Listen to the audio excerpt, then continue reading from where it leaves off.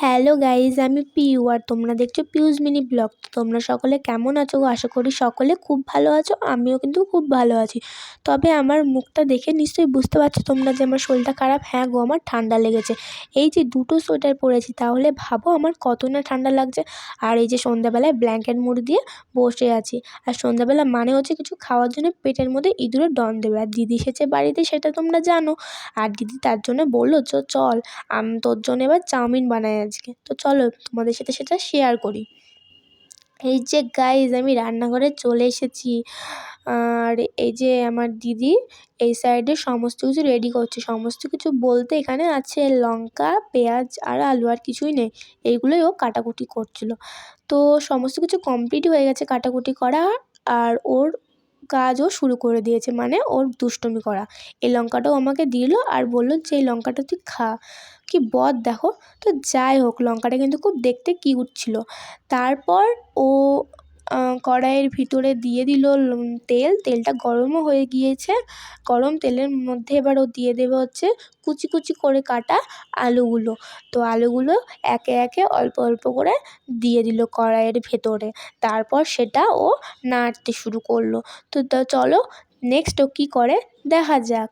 তো আলুগুলো হালকা হালকা করে নাড়ার পরে ও আলুগুলোর মধ্যে পরিমাণ মতন লবণ দিয়ে দিল।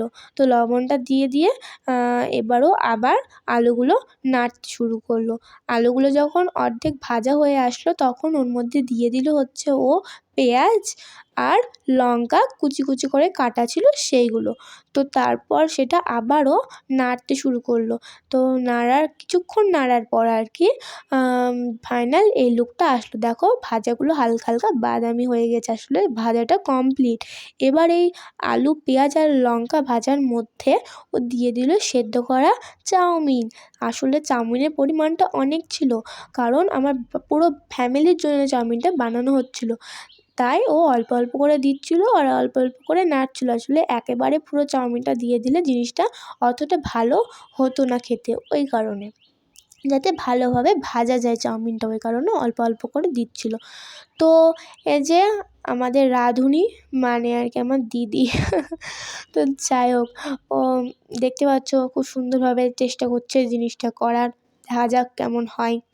বাবারে, মনে হচ্ছে ভূমিকম্প করবে, ভূমিকম্প শুরু হয়ে যাবে। তো যাই হোক, এত কিছু বলার পর বেশ মহারানী ভালোই কাজটা করছে মনে হচ্ছে। দেখতে তো ভালোই লাগছে, খেতে কেমন হবে সে ভগবানই জানে। তো কিছুটা পরিমাণ ভাজা হয়ে এসছে চাউমিনটা, দেখো তোমরা। ওর ভিতরে কিছুটা সসও মনে হয় ও দিয়েছিল। তো যাই হোক, চলো এবার ফাইনাল লুকটা দেখা যাক চাউমিনটা কেমন হলো দেখতে। চলো দেখা যাক এবার। এই যে গাইস, ফাইনাল লুক দেখো, দেখে খেতে ইচ্ছা করছে কি, তাই তো?